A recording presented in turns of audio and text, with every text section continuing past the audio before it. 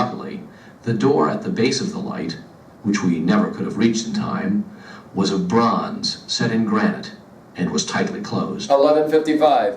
The horrible band, in no measurable time, had swarmed up and over the tower, as if it had been a tree, piled on the embrasures of the windows, scraped at the glass with thousands of claws, covered the lighthouse with a furry mantle, and reached the top of the tower, filling the gallery and piling atop the lantern. Their teeth grated as they pressed against the glass of the lantern room, where they could plainly see us, though they could not reach us. A few millimeters of glass, luckily very strong, separated our faces from their gleaming, beady eyes, their sharp claws and teeth. Their odor filled the tower, poisoned our lungs, and rasped our nostrils with a pestilential, nauseating smell. And there we were, sealed alive in our own light, prisoners of a horde of starving rats. Now, I've had students that say of any story they've ever read in their life, this story is maybe one of the most disturbing. You'll remember, of course, that early in our time together, we worked with a story like Most Dangerous Game, a story about a couple of men who are hunting each other. But this, we can ask a 3B question already, this is a little more disturbing to a lot of my students. So they look out and see on the ship thousands of rats that are the size of dogs running around on the ship. They immediately, because the lifeboats are still hung to the ship, the men didn't get off. They were all eaten by the rats. And then all of a sudden the ship hits the rocks of this small island. Down goes the ship. Thousands of these rats are now going to attack the lighthouse where they are. They get inside of the lighthouse. They shut the doors. They look out the windows. And there the rats are. By the way, notice on page 1155, this you can jot down, by the way, at 2B. Notice all of the senses that are elicited by you, the reader, as you're reading this story. Notice what you can see, the beady eyes of the rats, what you can smell, the disgusting stench of thousands of these rats all around the lighthouse. What you can hear, they're clawing on the windows and the doors and the walls, trying to get in. Jot down at 2B, what is horrifying about this scene, and how does a scene like this work?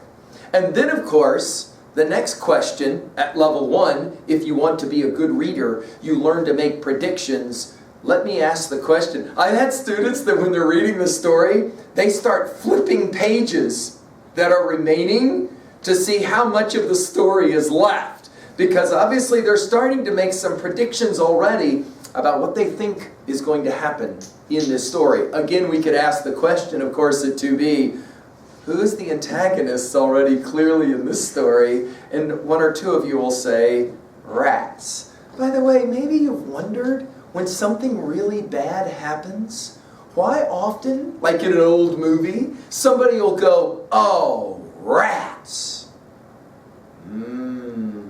You're about to realize why this is a very famous story, right? This is without doubt one of the more disturbing stories you'll ever read. What do you think's going to happen next? Now we'll start to get a clue. Of course, we're going to have a problem. Obviously, the biggest problem is you have supplies, but only for so long, and it's not like you're going to go out and go for a walk among all these rats, right? That will, in fact, attack you in packs. Well, here we go. Let's keep reading. I've had some students that say, you know, it's a funny thing you said about conquer monkey mind, but all of a sudden, I got no problem conquering monkey mind. I'm reading this story wanting to know what's going to happen next, and it's starting to freak me out a little bit. Here we go. That first night, the tension was so great that we could not sleep. I bet. Every moment, we felt that some opening had been made, some window given way, and that our horrible besiegers were pouring through the breach. The rising tide, chasing those of the rats which had stayed on the bare rocks, increased the numbers clinging to the walls, piled on the balcony, so much so that clusters of rats clinging to one another hung from the lantern and the gallery. With the coming of darkness, we lit the light, and the turning beam completely maddened the beasts. As the light turned, it successively blinded thousands of rats crowded against the glass, while the dark side of the lantern room gleamed with thousands of points of light, burning like the eyes of jungle beasts in the night. All the while, we could hear the enraged scraping of claws against the stone and glass, while the chorus of cries was so loud that we had to shout to hear one another. From time to time, some of the rats fought among themselves, and a dark cluster would detach itself, falling into the sea like a ripe fruit from a tree. Then we would see phosphorescent streaks as triangular fins slashed the water. Sharks, permanent guardians of our rock, feasting on our jailers. All right, so this is obviously some really genius writing, isn't it? So, I mean, any writer can say, we had a bunch of rats that attacked our lighthouse. The challenge is to develop a word picture or two that gives you a powerful sense of what they are experiencing. Jot down in your notes, what is the most disturbing of them? Did you notice the simile that was used like ripe fruit falling from a tree? You got rats clinging to rats way up high, 100 feet off the floor, and all of a sudden they slip and they fall. Down into the water they go. You're watching them fall, and then all of a sudden the fins of the sharks start coming to eat the rats. So we've got rats, we've got sharks, we've got survivors or individuals, 3 men, who are going to try to survive an experience like this. To that degree, of course, now still we're wondering, the obvious question is, how does a story like this end? By the way, did you notice all the threes? 3 skeleton key. The 3 men who washed up on the island and ended up dead. The 3 masts of the ship. Of course, we have 3 men inside of a lighthouse. Yes? So it's interesting, the repetition of the number 3 over and over again as well. All right, here we go. We can already begin to wonder what's going to happen next in a story, crazy story like this. The next day, we were calmer and amused ourselves by teasing the rats, placing our faces against the glass which separated us. They could not fathom the invisible barrier which separated them from us, and we laughed as we watched them leaping against the heavy glass. But the day after that, we realized how serious our position was. The air was foul. Even the heavy smell of oil within our stronghold could not dominate the fetid odor of the beasts massed around us. And there was no way of admitting fresh air without also admitting the rats. The morning of the 4th day, at early dawn, I saw the wooden framework of my window, eaten away from the outside, sagging inwards. I'm on 1156. I called my comrades, and the 3 of us fastened a sheet of tin in the opening, sealing it tightly. When we had completed the task, Ichua turned to us and said dully, "Well, the supply boat came 13 days ago, and she won't be back for 29. He pointed at the white metal plate sealing the opening through the granite.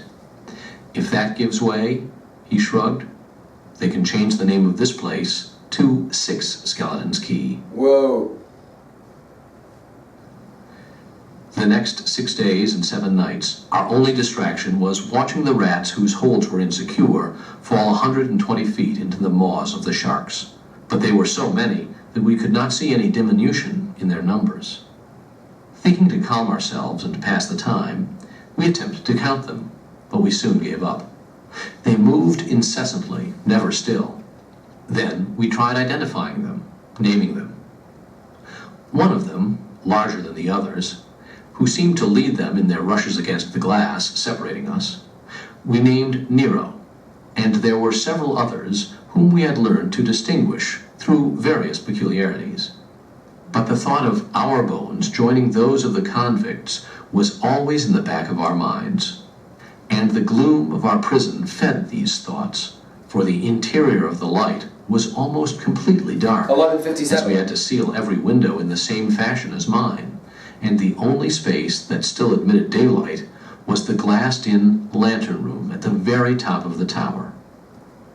Then Legleo became morose and had nightmares in which he would see the 3 skeletons dancing around him, gleaming coldly, seeking to grasp him. His maniacal, raving descriptions were so vivid that Achua and I began seeing them also. It was a living nightmare, the raging cries of the rats as they swarmed over the light, mad with hunger, the sickening, strangling odor of their bodies. True, there is a way of signaling from lighthouses, but to reach the mast on which to hang the signal, we would have to go out on the gallery where the rats were. There was only one thing left to do. After debating all of the 9th day, we decided not to light the lantern that night. This is the greatest breach of our service, never committed as long as the tenders of the light are alive. For the light is something sacred, warning ships of danger in the night. Either the light gleams a quarter hour after sundown, or no one is left alive to light it. All right, so many students, let's jump to 3A. Many students have said this story reminds them a lot of an Edgar Allan Poe story. That is to say, there's something really macabre and depressing and horrifying about a story like this. Notice the development over time. First, the three men laugh and taunt the rats. It hasn't yet occurred to them, we may not actually get out of here without being eaten by the rats. Then, of course, there's the challenge of you're stuck inside of a, notice it's called a prison. Now the lighthouse has become a prison. There's no way to get out. And so now all of a sudden, you can't ever sleep right. And notice all of a sudden then, you have one of the three men who starts to kind of lose his mind already. Madness is going to be a part of this. Notice a living nightmare, we're told. Finally, the decision. We're going to turn the light off. Of course, what's the point of a lighthouse? So that ships that are sailing anywhere near that rocky area can see the light in the middle of the sea and know, oh, we got to stay away from the light, not go near the light. So turning the light off is tantamount to saying to the sailors who might be coming, you're on your own. Of course, what's a problem there? Well, there's is our picture in the textbook of 1156, 1157 suggests, there's huge sharks in the water around the rocks. Pretty scary. All right, again, you can begin to think about maybe trying to make a prediction. Let's go ahead and enjoy the end of the story. If enjoy is the right verb, I'm not sure that it is, right? Well, that night, Three Skeleton Light was dark, and all the men were alive. At the risk of causing ships to crash on our reefs, we left it unlit, for we were worn out, going mad. 11:58. At 2 in the morning, while Achua was dozing in his room, the sheet of metal sealing his window gave way. Uh-oh. The chief had just time enough to leap to his feet and cry for help, the rats swarming over him. But Legleo and I, who had been watching from the lantern room, got to him immediately, and the three of us battled with the horde of maddened rats which flowed through the gaping window. They bit, we struck them down with our knives, and retreated. We locked the door of the room on them, but before we had time to bind our wounds, the door was eaten through and gave way, and we retreated up the stairs, fighting off the rats that leaped on us from the knee-deep swarm. I do not remember, to this day, how we ever managed to escape. All I can remember is wading through them up the stairs, striking them off as they swarmed over us. And then we found ourselves, bleeding from innumerable bites, our clothes shredded, sprawled across the trapdoor in the floor of the lantern room, without food or drink. Luckily, the trapdoor was metal, set into the granite, with iron bolts. The rats occupied the entire light beneath us, and on the floor of our retreat lay some 20 of their fellows, who had gotten in with us before the trapdoor closed, and whom we had killed with our knives. Below us, in the tower, we could hear the screams of the rats as they devoured everything edible that they found. Those on the outside squealed in reply and writhed in a horrible curtain as they stared at us through the glass of the lantern room. Achua sat up, stared silently at his blood trickling from the wounds on his limbs and body and running in thin streams on the floor around him. Legleo, who was in as bad a state, and so was I for that matter, stared at the chief and me vacantly, started as his gaze swung to the multitude of rats against the glass, then suddenly began laughing horribly. Going nuts, right? He, the 3 skeletons. He, the 3 skeletons are now 6 skeletons. 6 skeletons. He threw his head back and howled. His eyes glazed, a trickle of saliva running from the corners of his mouth and thinning the blood flowing over his chest. I shouted to him to shut up, but he did not hear me, so I did the only thing I could to quiet him. I swung the back of my hand across his face. The howling stopped suddenly.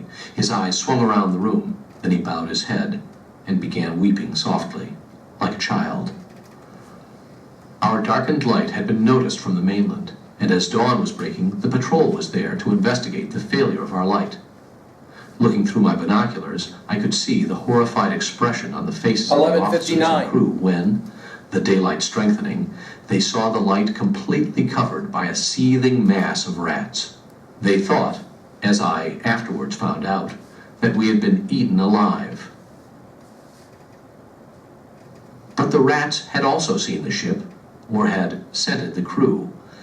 As the ship drew nearer, a solid phalanx left the light, plunged into the water, and, swimming out, attempted to board her. They would have succeeded as the ship was hove to, but the engineer connected his steam to a hose on the deck and scalded the head of the attacking column, which slowed them up long enough for the ship to get underway and leave the rats behind. Then the sharks took part. Belly up, mouths gaping, they arrived in swarms and scooped up the rats, sweeping through them like a sickle through wheat. That was one day that sharks really served a useful purpose. The remaining rats turned tail, swam to the shore, and emerged dripping. As they neared the light, their comrades greeted them with shrill cries, with what sounded like a derisive note predominating. They answered angrily and mingled with their fellows. From the several tussles that broke out, they resented being ridiculed for their failure to capture the ship. But all this did nothing to get us out of our jail. The small ship could not approach, but steamed around the light at a safe distance, and the tower must have seemed fantastic, some weird, many-mouthed beast hurling defiance at them. Finally, seeing the rats running in and out of the tower through the door and the windows, those on the ship decided that we had perished and were about to leave, when Ichua, regaining his senses, thought of using the light as a signal. He lit it and, using a plank placed and withdrawn before the beam to form the dots and dashes, quickly sent out our story to those on the vessel. All right, let's pause for a moment. Let's put it at level 1. And at 2B as well. Notice the way in which our author, Toudouze, is going to personify the rats as something close to human. So, for example, they smell the boat, the ship, the potential rescue boat, and they immediately jump out and start swimming towards the boat. They are going to attack the boat the way you would think maybe like pirates would attack a ship. Then when they come back, notice the rats that are remaining will have a certain kind of almost like human response to the rats that come back and were uneaten by the sharks, right? This making these antagonists, these rats, seem even more grotesque, right? Notice how quick-witted, sharp, one of them is to say, hey, we've got to save ourselves here, because if they assume that we've been eaten, they'll turn around and sail away, and we will have nothing left to eat or drink because they're stuck up in the very top of the lighthouse. An interesting kind of symbol. Now, pause for a moment at 2B and answer this question. We said before that all great stories have a conflict. That conflict can be of two kinds. Internal conflict, character versus self. External conflict, character versus another character. We immediately think of Most Dangerous Game. Character versus nature, character versus society or an idea. Which of these conflicts do you most equate for this story at 2B?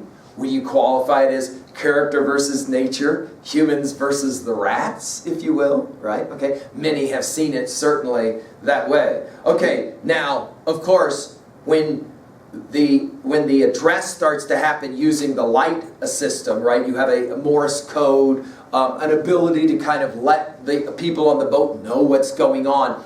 It leads one more time to our last prediction. So go ahead and make it at level 1. You can qualify this as P for prediction at level 1 if you want to. How do you think the story is going to end? How do you think this story is going to end? Let's go ahead now and get to the end of our story, shall we? Here we go. Reply came quickly.